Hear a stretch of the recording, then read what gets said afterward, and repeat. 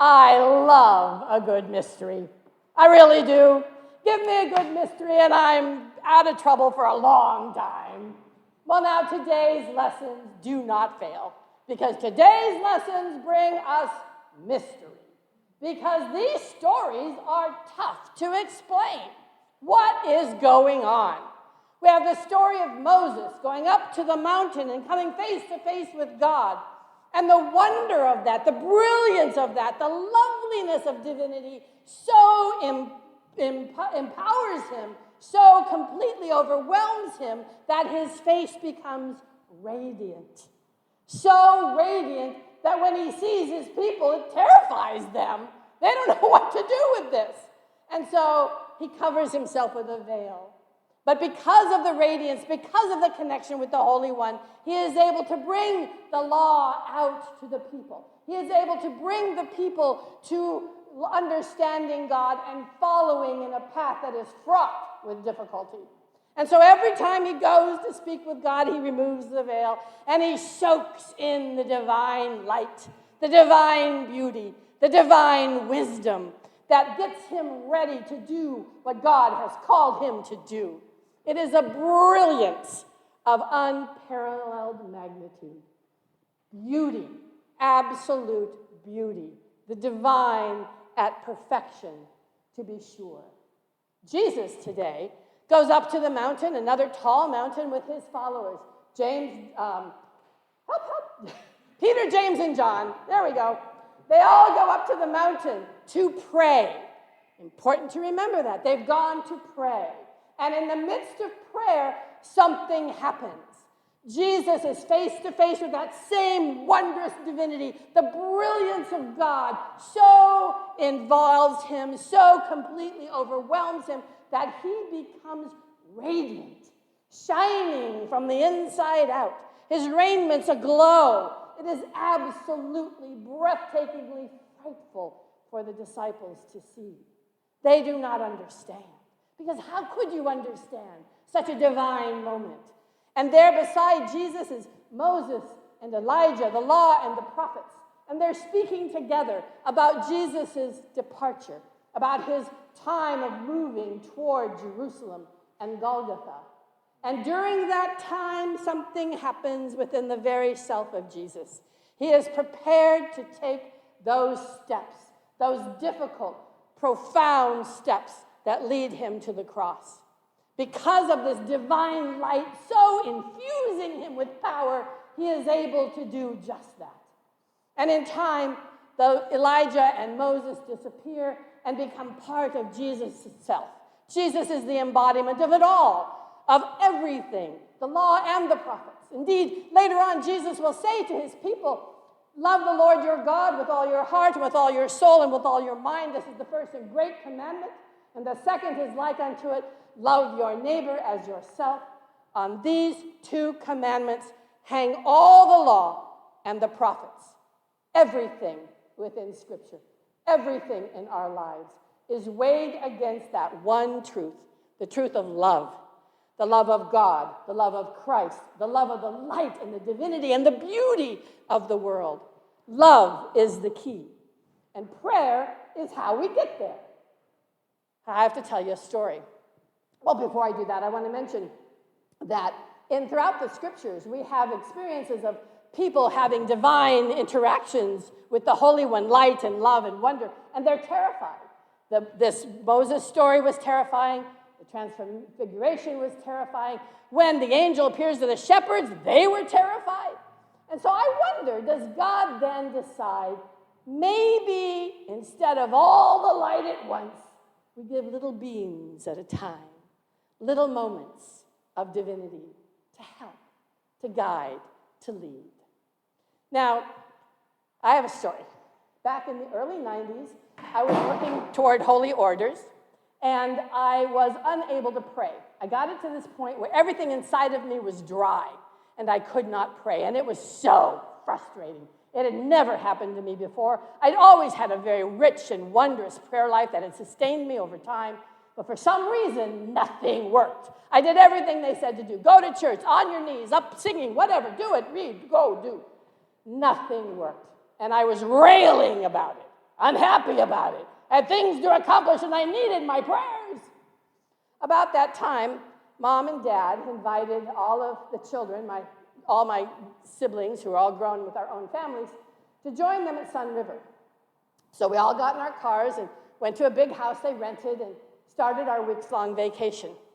The first day there, I went out onto the patio, and as I went out, there in front of me, not even 3 feet away, was the biggest, blackest bird I'd ever seen in my life.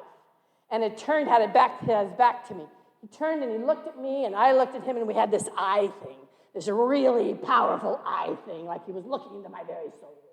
And then he opened his big wings, and he flew away, and my heart was pounding. I ran into my husband, and I said, I saw the biggest crow I've ever seen.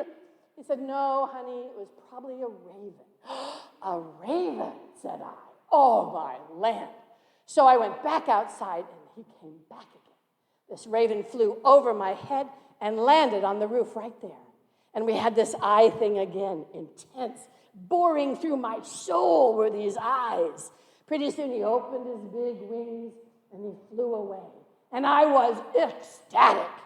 The next morning I went out again, and I sat, and he came back. He flew over my head and landed behind me. And again, we had this eye thing that was incredibly intense. And after a few moments, he opened his big wings, and he flew over my head, so close his tail feathers almost touched my nose.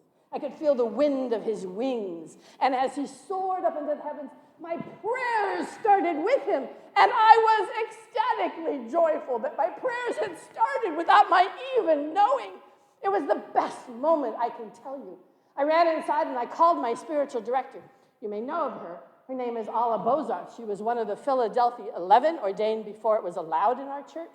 She lives in Sandy, Oregon, and I was blessed to have her as my spiritual director for about 3 years. Anyway, I called her, and I said, Alla, I have to tell you what happened to me. So I told her my story, and she said, oh, you know, our Native American brothers and sisters say that if a totem visits you 3 times, it has chosen you. I said, what does that mean? She said, I don't know. Let me get my books. So I'm on hold. She's got her book, and I can hear the pages, and she reads, the raven is the prayer carrier. Oh, that was a beam of brilliance. That was a moment that changed my life. Because all of a sudden, God was able to touch me in a way that I needed. And my dear sweet Allah helped me to realize that God works in mysterious ways. And my friends, we sometimes are numb to that. We don't notice the mystical wonders that God sends to us all the time because we are veiled, we are covered, we are not really ready to understand and accept the mystery, the mystical stuff that God sends to us. And God sends it in little beams all the time. Our charge and challenge is to try to be open to the power, the possibility, the beauty, the brilliance of those divine beings. How do we do that? Well, prayer is an important part. And even though I couldn't pray, God found a way to break me open. But I have some ideas about prayer that I'm particularly fond of. The wonderful Archbishop Desmond Tutu was just once asked, how do you pray for the countless hundreds of names that you're given? How do you remember them all when you're saying your prayers? And Bishop Tutu's answer was, I find myself in front of the glory of God, the brilliance of God, the light of God, and I soak. Isn't that lovely? I get myself before the brilliance of God, and I soak. And in that soaking, God enters into his very being and reads his heart, reads his mind, reads the petitions that are boundless and wondrous within him. And God does the same for us if we just place ourselves in the brilliance of the divine and soak. The other way that I love to pray comes from Agnes Sanford, who wrote The Healing Light of God. Great book. Long time ago written, but a great book nonetheless. She talks about when you have somebody in physical distress or trauma or whatever, or even your own self, The best way to pray is not worry about words. Words get in our way. Rather, get a picture of that person in your mind's eye and surround them with the light of God, completely encasing them like a cocoon, and hold them there. And in so doing, you're sending the healing light of God to them. And you can even do it for your own self. I used to do it for students who had nightmares. I gave them the trick of letting it feel like the light was on the top of your head, warm and wonderful, and then oozing all around your body, tucking in around your feet, holding you tight so that you can sleep safely in the arms of God. It works on nightmares too. The healing light of God is what we're talking about today. That's the brilliance of God, the brilliance of the mystery, the wonder of Transfiguration, the wonder of Moses up on the hill. It is about being infused with the power of God, with the power of healing, with the power of love. Now, I know that preachers all over the world who follow our lectionary struggle today with trying to figure out how to explain what was going on in our readings today. Well, I happened upon a quote that I'm going to share with you because I love it. I found this quote. So this is what this person says. It is not the task of Christianity to provide easy answers, but to make us progressively aware of a mystery. God is not so much the object of our knowledge as the cause for our wonder. This is Callistos Ware, English bishop and theologian of the Eastern Orthodox Church. God as the cause of our wonder. So here's our charge and challenge. Our charge and challenge is this, that even though we love these mysteries, we have to remember that within mysteries there are always clues, right? A good mystery has clues. And God is sending these beams of wonder, of mystery, of mystical glory to each and every one of us all of the time. We have to remove the veil so that we can soak in those beams, take in that mystery, take in that power, so that we might carry the love of God out into the world and transform the world in Jesus' name. For that's what the mystery is all about. It is about love. It is about love that is brilliant, beautiful, life-changing, and light-giving. And so, love the mystery, but seek the clues and share the love. Amen.